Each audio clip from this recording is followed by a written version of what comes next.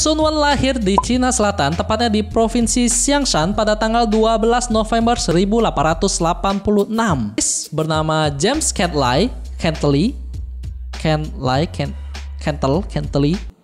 James Kentley.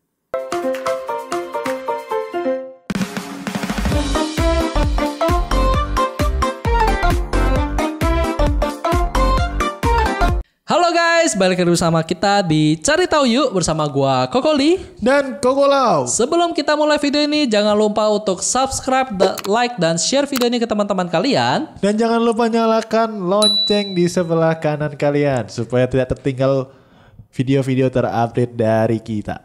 Bagi kalian yang sudah subscribe, terima kasih. Oke, jadi pembahasan Cari Tahu Yuk minggu ini kita ngebahas apa nih? Nah, minggu lalu kita sudah membahas revolusi Cina pada tahun 1911, di mana berakhirnya sebuah dinasti di Cina dan digantikan dengan zaman republik. Ini semua tidak terlepas dari seorang tokoh yang bernama Sun Yat-sen. Sun Yat-sen juga dikenal sebagai Bapak China modern. Ia menggulingkan dinasti terakhir Cina, yaitu dinasti Qing. Tapi pernahkah kalian mencari tahu siapakah Sun Yat-sen ini? Penasaran? Kita cari di Cari Tahu Yuk.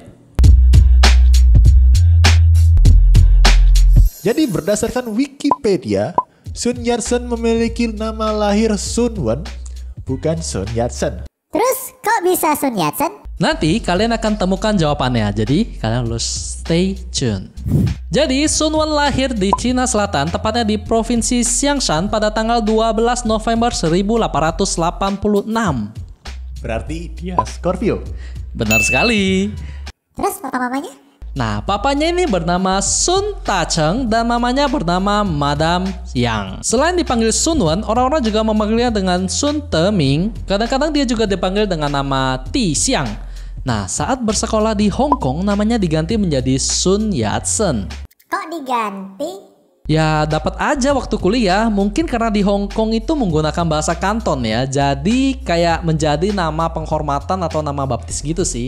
Ngomong-ngomong soal nama penghormatan. Nama penghormatannya Sun Yat-sen itu Cai Si dan nama baptisnya itu Ersin. Tapi yang lebih kita kenal sekarang adalah Sun Yat-sen. Sun Yat-sen lahir dari latar belakang keluarga yang miskin. Ayahnya memiliki sedikit lahan untuk bertani.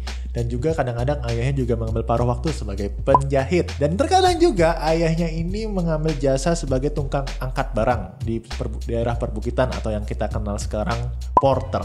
Selain itu, dia juga memiliki latar belakang budaya Hakka yang merupakan salah satu kelompok China Han terbesar di China daratan. Masa kecil Sun Yat-sen dihabiskan untuk membantu ayahnya di lahan hingga usianya 14 tahun. Saat itu saudara kandungnya atau kakaknya Sun Mei yang bekerja di Hawaii sebagai buruh membawa Sun Yat-sen ini ke Hawaii untuk membiayai sekolah menengahnya. Di Hawaii, dia bersekolah di Lolani School. Di sini beliau belajar matematika, sains, agama Kristen, bahasa, dan juga sejarah Inggris. Seperti pendatang pada umumnya, Sun Yat-sen tidak mahir dalam bahasa setempat. Dalam hal ini adalah bahasa Inggris. Namun, dia bisa beradaptasi dengan cepat dan mendapatkan penghargaan pendidikan dari Raja David Kalakwa sebelum lulus pada tahun 1882. Ia lalu melanjutkan sekolahnya di Pune House School tapi hanya 1 semester aja karena kakaknya keberatan dengan keinginan Sun yang mendalami agama Kristen. Tahun depannya, pada tahun 1883, dia dipulangkan ke desanya ke Cina. Tapi malah itu membuatnya semakin leluasa dalam belajar agama Kristen di sebuah gereja keuskupan. Nah, di sanalah dia dibaptis dan mendapatkan nama baptisnya yaitu Ersin yang artinya baru setiap hari. Dan juga dia menjadi pemeluk agama Kristen. Setelah memeluk agama Kristen, Sun Yat-sen ini pergi ke Hong Kong untuk melanjutkan sekolahnya di sekolah keuskupan di Diocesan Boys School. Setelah lulus di tahun 1884, ia kemudian melanjutkan lagi nih sekolahnya ke The Government Central School. Rajin sekali dia sekolah ya. Nah, itu yang baru namanya orang hebat. Di tahun 1886 dia belajar ilmu kedokteran di rumah sakit Guangzhou di bawah bimbingan John G. Kerr, seorang misionaris Kristen. Tapi kalian juga harus pernah tahu kalau ia pernah dilarang untuk praktek di Hong Kong karena pendidikan kedokterannya itu tidak sesuai dengan kurikulum Inggris saat itu. Nah, pelarangannya ini membuat dia sampai buka praktek di Macau. Nah, di sana dia menggabungkan teknik pengobatan barat dan tradisional Cina. Setelah pencapaiannya itu, akhirnya dia diizinkan untuk membuka praktek medis di Hong Kong pada tahun 1892 di Hong Kong College of Medicine for Chinese. Lah, sampai situ aja, Bor. Nah, sekarang kita masuk ke part di mana dia mau mengganti Cina menjadi negara yang demokratis atau republik. Pada waktu itu, dia sempat ditetapkan sebagai buron. Jadinya ia menyepi sementara di Hong Kong. Nah, berbicara soal menyepi, bagi kalian yang belum nonton episode nyepi kita, kalian bisa nonton di bagian atas sini ya. Ia menyepi sementara di Hong Kong, tetapi pemerintah Hong Kong saat itu mendukung atau pro dengan dinasti Qing. Sampai disiapkan hadiah bagi siapapun kayak sayembara gitu yang dapat menangkap Sun Yat-sen atau yang mau membunuhnya. Terus akhirnya ditangkap? Tentu saja tidak. Karena hal itu membuatnya akhirnya bertolak ke London pada tahun 1896. Saat di sana ternyata dia sudah dibuntuti dan akhirnya diculik oleh Kekaisaran Cina atas bantuan Inggris. Temannya di Inggris bernama James Kentley, James Cantley. yang tidak menemukan Sun di berbagai tempat segera mengambil tindakan untuk mengumpulkan awak media dan mengabarkan tentang penculikannya tersebut. Dan hasilnya Hen Hao. Seluruh kapal yang berangkat ke Cina diawasi ketat. Dan Kentley James Cantley. juga meminta kepada kedutaan Inggris yaitu Sir Halliday yang membantu penculikan Sun untuk membujuk Cina agar melepaskan tahanannya. Karena adanya tuntutan dari wartawan dan masyarakat, kedutaan Cina di Inggris akhirnya melepaskan Sun Yat-sen. Berkat konferensi pers dan wawancara tentang penculikannya tersebut, Sun Yat-sen akhirnya dikenal secara luas oleh masyarakat di seluruh dunia. Termasuk Toten Miyazaki, seorang filsuf Jepang yang dia temui selepas bebas. Dan dia juga yang membantunya mendapatkan dana untuk melawan dinasti Qing. Dengan dana itu, dia membangun ulang Revive China Society di Hong Kong. Serangan kudeta pertama dari Sun Yat-sen gagal total dan begitu juga dengan serangan kedua pada tahun 1900 di Huizhou. Namun kedua kegagalan itu tidak membuat Sun Yat-sen menyerah dan ini adalah salah satu contoh orang yang akan berhasil karena tidak menyerah di percobaan pertama dan kedua. Jangan menyerah.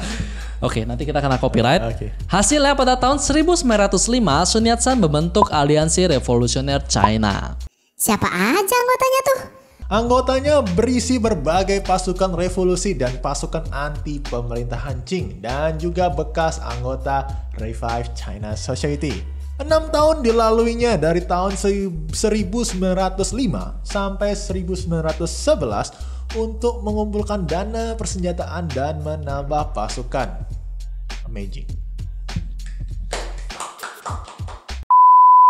Namun uniknya, berkat sebuah kecelakaan menjadi jalan pembuka baginya untuk melakukan revolusi dan meruntuhkan pasukan dinasti Qing. Kecelakaan?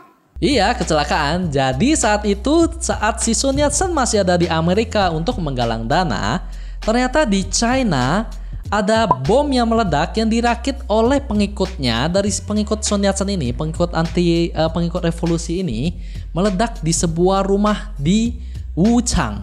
Bom itu tentu saja menarik perhatian keamanan dari dinasti Qing. Dan di sanalah awal mulanya terjadi pemberontakan antara dinasti Qing dan pasukan revolusi. Dan saudara-saudara, hasilnya di luar dugaan. Gimana hasilnya? Epic comeback. Oke. Jadi pasukan revolusi ini berhasil menguasai Wuchang dan menjadi awal mula kehancuran dinasti Qing. Akhirnya, dari saat itu pemberontakan menjalar menjadi ke seluruh daerah yang ada di China, membuat 18 provinsi ini melepaskan diri dari pemerintahan Qing, dan setelah perjalanan panjang pada tahun 1911 bulan Desember, Sun Yat-sen akhirnya kembali ke China.